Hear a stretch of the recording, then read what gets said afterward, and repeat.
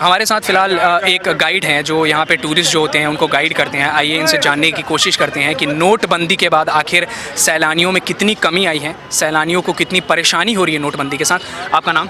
हरीश यादव। अच्छा, तो आप यहाँ पे नॉर्मली जो टूरिस्ट आते हैं उनको गाइड करते हैं। तो आप तो बहुत दिनों से ये चीज़ देख रहे होंगे कि नोटबंदी 8 नवंबर को लागू हुई थी। तो उसके बाद सैलानियों में कितनी कमी आई है?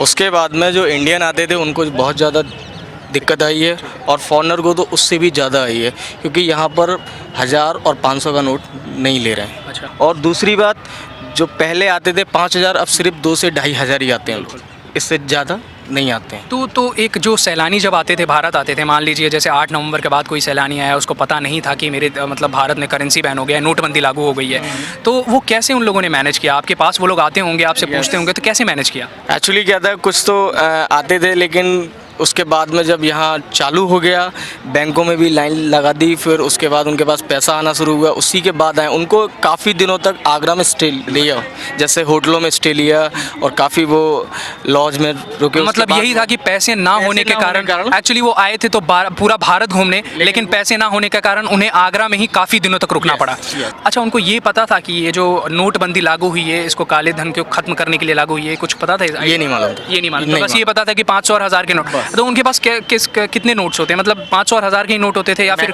मैक्सिमम? और कार्ड्स और जो भी। तो और कार्ड यहाँ पर नहीं लेते हैं। अच्छा। कार्ड यहाँ नहीं लेते हैं। कार्ड यहाँ लेते हैं। यहाँ सिर्फ कैश, और ना ही यहाँ डॉलर और ना ही यूरो, सिर्फ। अच्छा, डॉलर और यूरो भी नहीं लेते? नहीं, सिर्फ इंडियन करेंसी लेते हैं, जैसे 1000 और 500 का नोट। तो क्या जो सैलानी थे वो एटीएम की लाइन में भी लगते थे? बिल्कुल लगते थे ATM बिल्कुल, लाइन में। यस। ये बहुत बड़ी बात है कि जो सैलानी थे वो आप समझ सकते हैं कि हम भारत घूमने आए हैं। आप अगर मान लीजिए किसी शहर में आप घूमने जाते हैं और वहाँ पे आपको पता चले कि शहर का जो एक रूल है वो पूरी तरह से चेंज हो गया है, तो आप समझ सकते हैं आपको कितनी परेशानियों का सामना करना पड़ेगा। मान लीजिए आपको एक दिन में कितने सैलानी आपके पास आ जाते हैं? मैक्सिमम, जैसे कि यहाँ गाइड तो हैं काफ़ी, लेकिन जॉब होता है, नंबर सिस्टम होता है, तो सबका 1 या 2 बार होता है। लेकिन अब तो ये है कि एक भी नहीं हो रहा है। अब एक भी नहीं हो रहा है? जो मार्केट के अंदर जितना भी पैसा था वो है नहीं है। अब इन लोगों के पास होता तो वो हम लोगों को देंगे, अगर इनके पास है ही नहीं तो फिर वो क्या देंगे? तो कुछ ऐसे भी सैलानी आते होंगे जो मतलब बोलते होंगे कि हमारे 500 और 1000 के नोट ले लो और भाई बस हमें घुमा दो।